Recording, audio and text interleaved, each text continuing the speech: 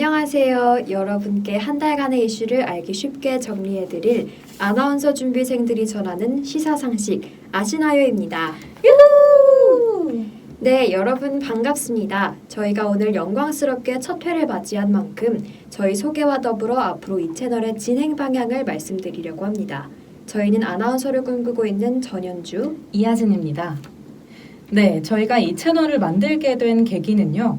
시사상식에 대해 공부를 하면서 어려웠던 용어나 어려운 이슈들을 많은 사람들에게 조금 알기 쉽게 풀어 설명해 준다면 어떨까? 이런 생각을 하면서 이 채널을 만들게 됐습니다. 앞으로 매월 말마다 주된 정치, 경제, 사회, 문화, 국제 이슈까지 어미새의 마음으로 전달해 드릴 테니까요. 여러분들은 마치 아기 새처럼 귀만 딱 기울여 주시면 저희가 시사상식을 쏙쏙 전달해 드리도록 하겠습니다.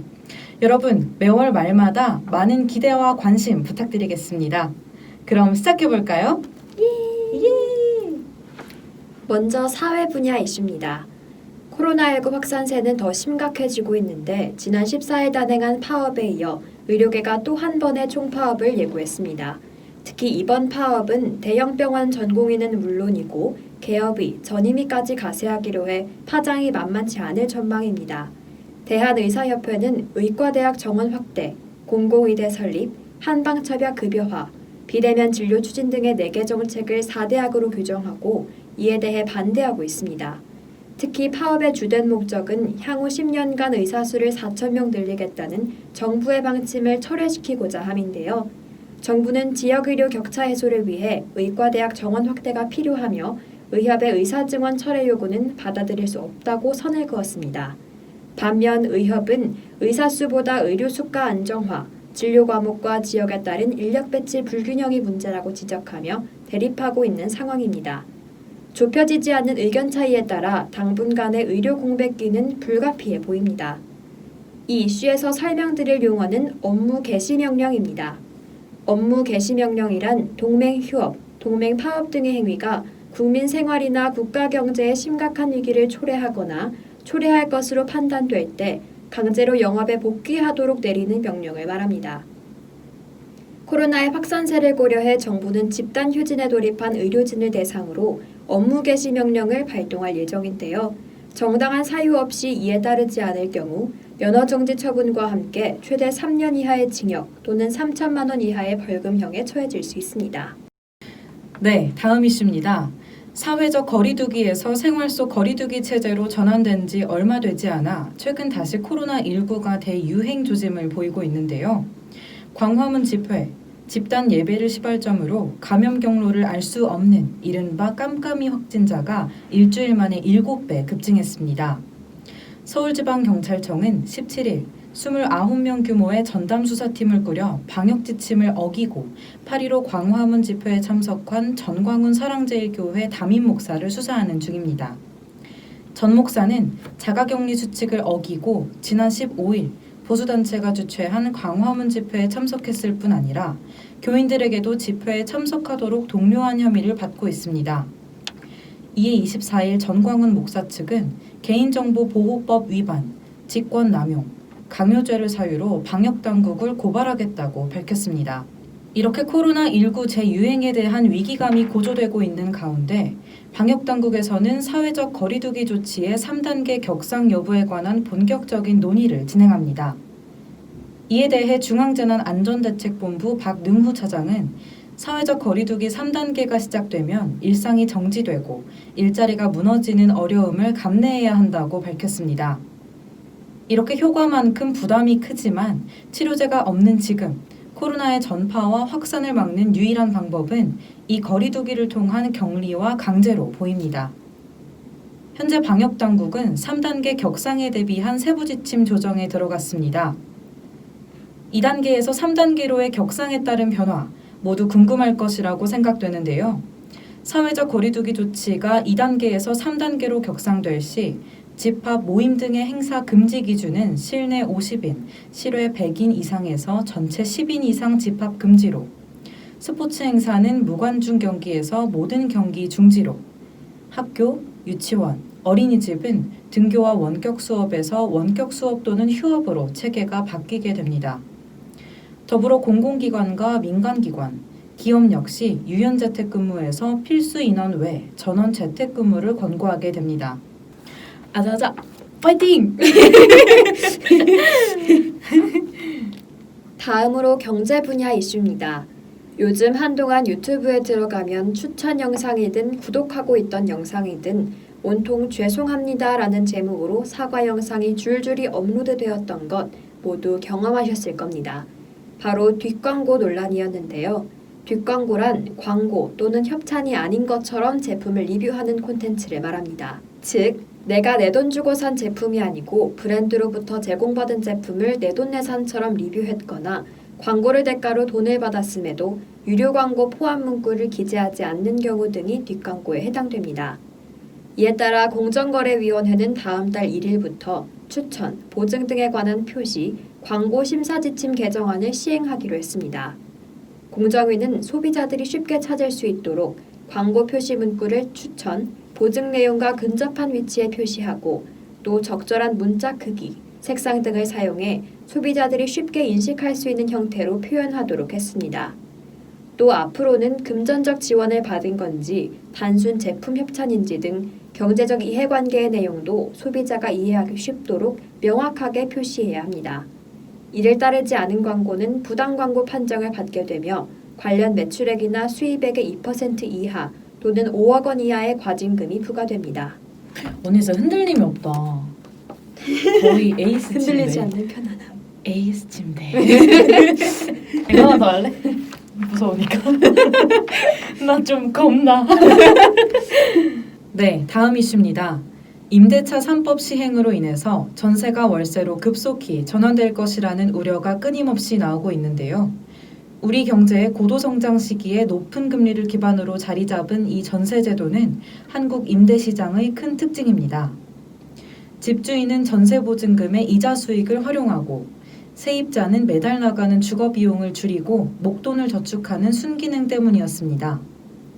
그러나 계속되는 초저금리와 다주택자 규제로 인해 전세의 비중은 갈수록 감소해 이제는 40%에 못 미칩니다. 더불어 임대차 3법 통과로 전세가 더 줄어들 것이라는 예상 속에서 같은 주택이라도 전세를 월세로 전환하면 세입자의 부담은 더 커진다는 점에서 불만이 제기되고 있습니다. 이는 정부가 정한 전세값 대비 월세 비율, 즉 전월세 전환율이 현재 4%인데 2%에서 3% 정도인 전세자금 대출금리보다 높기 때문입니다. 이번 이슈에서 알아볼 시사용어는 임대차 3법과 패닉바잉입니다. 임대차 3법이란 계약갱신 청구권제, 전월세 상한제, 전월세 신고제 이렇게 세 가지 제도를 담고 있습니다. 첫 번째 계약갱신 청구권제는 임차인이 2년 기한으로 기존의 전월세 계약의 연장을 1회 요구할 수 있는 권리를 제공합니다. 두 번째 전월세 상한제는 세입자가 계약을 연장할 때 전세금이나 월세를 기존 계약 금액 대비 5% 이상 올릴 수 없게 제한을 둡니다. 마지막으로 전월세 신고제는 주택 임대차 계약을 맺으면 30일 내로 계약 당사자와 보증금, 임대료, 임대기간, 계약금 등의 계약 사항을 관청에 신고하는 것을 의무화하는 것입니다. 이번 주택임대차 보호법 개정으로 가장 많은 영향을 받을 것으로 예상되는 곳은 바로 전세시장입니다. 임대료 인상폭이 크게 제약을 받게 되니 집주인들이 법으로 보장되는 계약 기간이 끝나면 전세 대신 월세로 전환하게 된다는 것입니다. 이렇게 최근 집값이 폭등하면서 패닉바잉에 의해 서울 아파트의 진정한 큰손은 다름 아닌 30대가 되었습니다. 이때 패닉바잉이란 공포에 기인한 사재기를 의미합니다. 정부가 21번이나 정책을 내놓았는데도 집값이 폭등하자 지금 집을 못 사면 영영 외곽으로 밀려난다는 공포심이 30대의 집 구매에 영향을 미친 것입니다.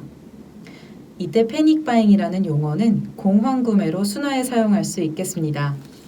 다음으로 국제 분야 이슈입니다. 얼마 전 부통령 후보 지명만으로도 미국 사회가 들썩였습니다. 바로 미국 민주당의 대선 후보 조 바이든 전 부통령이 비백인 여성인 카말라 해리스 상원 의원을 부통령 후보로 지명했기 때문입니다.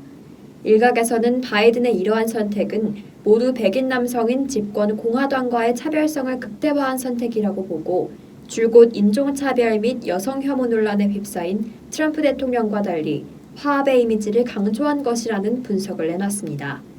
해리스 의원은 흑인과 아시안 혼혈로 남녀 통틀어 최초의 비백인 부통령 후보입니다.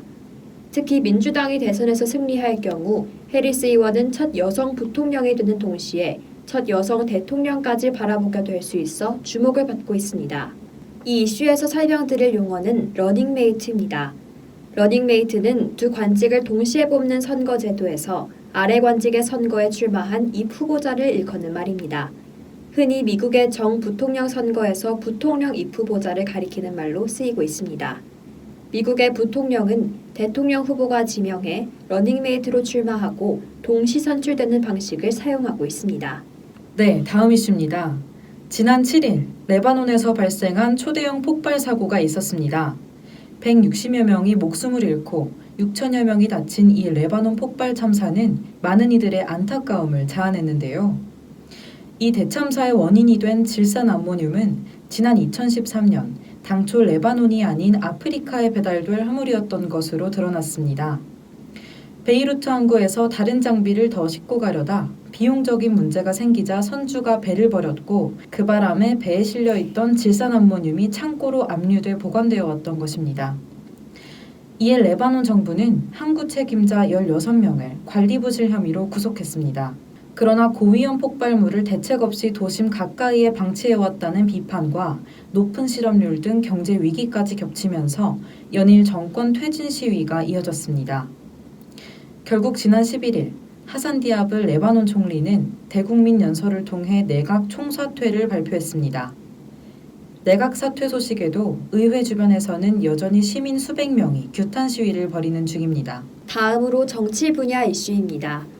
최근 북한에서 굉장히 이례적인 일이 발생했습니다.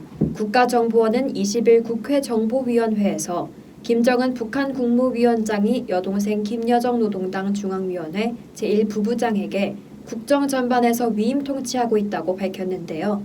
이에 따라 김여정 제1부부장은 대남 대미 정책을 맡고 경제와 군사 분야도 부분적으로 맡게 됐습니다. 2인자를 용납하지 않던 1인 지배의 북한 체제에서는 굉장히 이례적인 일입니다. 이에 대해 북한 전문가들은 만약을 대비해 미래 후계자로서 김 제1부부장과 김 위원장이 남매 간 공동 통치를 하고 있는 것이라고 분석했습니다. 국정원은 사실상 김 위원장이 여동생에게 국정 전반의 권한을 위임한 것은 아니고 분산하는 차원의 위임이라고 설명했습니다. 또 이와 같은 위임 이유에 대해서는 불필요한 통치 스트레스는 줄이고 정책 실패 시 책임을 돌리는 책임 회피를 위한 전략이라고 추측했습니다. 이 이슈에서 설명드릴 용어는 백두혈통입니다. 백두혈통이란 김일성 직계가족을 일컫는 말로 김일성과 그의 부인 김정숙이 백두산 인근 지역에서 항일투쟁을 벌였다고 해서 붙여진 명칭입니다. 북한에서는 후계 체제의 정통성 명분을 백두혈통에서 찾고 있으며 김씨 세습 정권을 신격화하기 위해서 사용하고 있는 말입니다. 다음 이슈입니다. 지난 7일 노영민 대통령 비서실장과 비서실 소속 수석비서관 5명 전원이 문재인 대통령에게 일관 사의 표명을 했습니다. 비서실장을 비롯한 고위 참모들이 한꺼번에 물러나겠다고 발표한 건 이번 정부 들어 처음 있는 이례적인 일인데요. 청와대 관계자는 수석비서관 전원 사의 표명에 대해 최근 부동산 가격 폭등 등 상황에 대한 종합적인 책임을 지겠다는 뜻이라고 밝혔습니다. 그 후 10일 문재인 대통령은 청와대 고위 참모 6명 가운데 절반을 교체했습니다.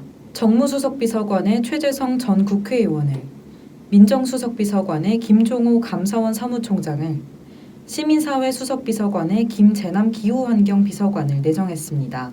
비서관급 이상 참모들은 내부 권고에 따라 1주택을 제외한 모든 주택을 처분했거나 처분 중이라는 청와대의 입장 표명 후 이번에 내정된 이 세 사람은 모두 무주택자 혹은 1주택자입니다. 마지막으로 문화 분야 이슈입니다. 올 여름은 유난히 비가 엄청 오는 날이거나 매우 뜨거웠던 나날이었습니다. 특히 전국적으로 기록적인 폭우가 이어져 피해도 많았는데요. 한강공원이 일시 폐쇄되고 12일 만에 잠수교 통행이 풀리기도 했었죠. 수도권 이외의 지역에서는 폭우로 인해 재난지역에 선포되기도 하고 피해가 막심해 추경 편성 논의까지 이어지기도 했습니다. 하지만 이와 관련해 웃지 못할 이른바 웃픈 상황이 연출되기도 했습니다. 바로 기상청 망명이라는 단어가 떠오른 것인데요. 기상청의 날씨 예보에 대한 불신이 커지면서 사람들은 노르웨이 등 해외 기상예보기관을 찾았습니다. 당초 기상청은 올 여름 날씨를 역대급 폭염이며 강수량은 평년과 비슷하거나 더 적을 것이라고 예상했습니다. 하지만 이번 장마는 관측 이래 가장 긴 장마였죠. 이렇듯 수시로 빗나갔던 기상청 예보에 사람들은 이제 다른 기상예보기관으로 눈을 돌리면서 한동안 실시간 검색어에서도 노르웨이 기상청이 순위를 지키기도 했습니다. 네, 오늘 준비한 이슈는 여기까지입니다.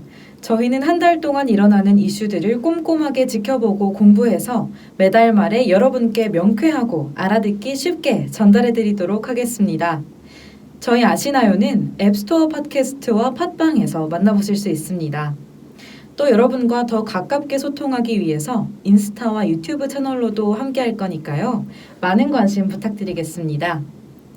이 세상의 모든 시사상식을 아는 그날까지 저희 아시나요가 함께하겠습니다. 그럼 다음 달에 만나요. 안녕! 유후!